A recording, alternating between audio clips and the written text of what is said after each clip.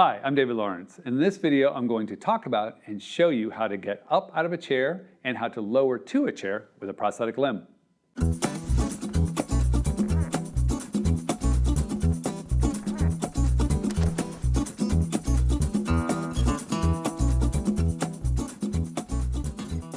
Transferring from sit to stand with a unilateral prosthetic device is focused on getting that leg underneath you in a stable position as quickly as possible.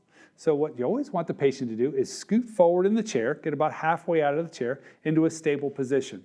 Then, bring that prosthetic back so the heel is slightly off the ground. You got the weight mainly on the toes.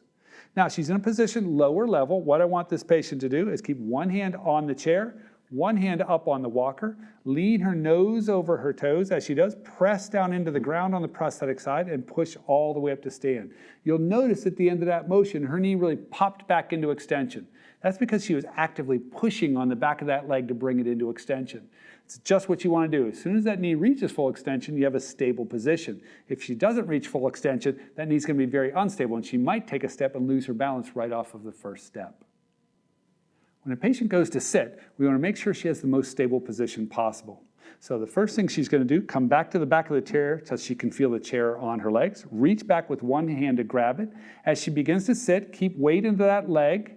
As she reaches back now for the chair and finishes that sit. She keeps one hand up, one hand down, so she's living in stability in both worlds until she's really committed to the seat.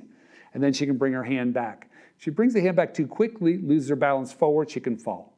If she doesn't reach back and the chair slides away from her, she doesn't have control and she can fall. So all these are prevention of fall.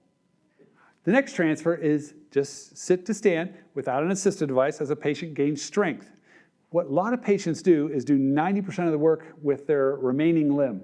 The problem with that is over time, arthritis, other issues of wear and tear can wear on this leg. And I always say to patients, if you're going to wear out one of these two legs, you want to wear out this one because we can replace it. So you want to do as much work over here as you possibly can so that you're preserving some of the effort on the opposite side. So first thing to do is scoot forward in the chair about halfway. Bring that prosthetic back so that knee's into a position where the heel's off the ground, low into toe load. And she's going to now think about as she's getting up, not just standing up, as she's standing up, using her backside muscles to press into the back wall of the socket.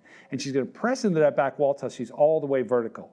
So start to push up, press into the back wall, press, press, press, press, press, press. So she really feels that leg press back into position. As she's pressing back, the leg is actually helping her stand, so it kind of lifts her up in the air. What does that do? It takes a percentage of weight off of her sound side and puts the leg into a stable position. If you stand up into a position where that leg doesn't come into a full extension on your first step, it might buckle on you.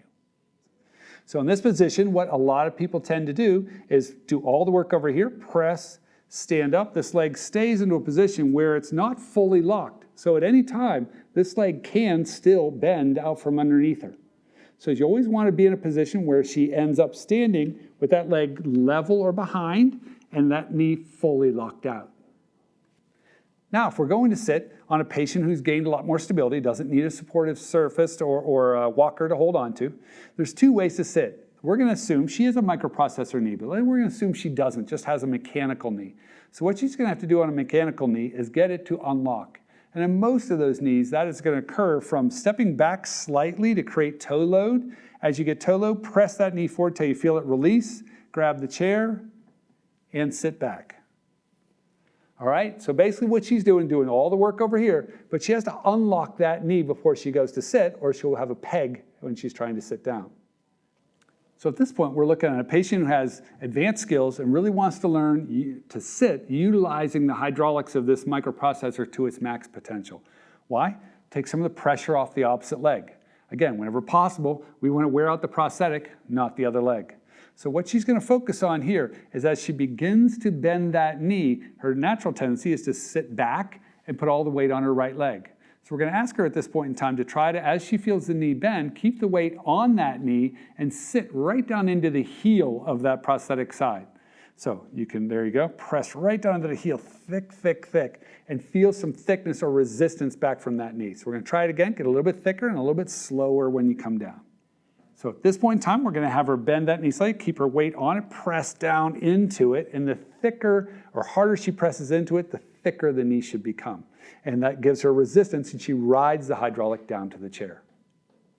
Thanks for watching, and we hope that you found this helpful. This video is part of a series on prosthetic interventions ranging from managing the residual limb after amputation to running with a prosthesis. We encourage you to view our other videos in this series and to share them as well. You can find them on our YouTube channel at youtube.com/MissionGait. To stay up to date on our latest content, click the link in the corner to subscribe, and be sure to like, comment, and share this video.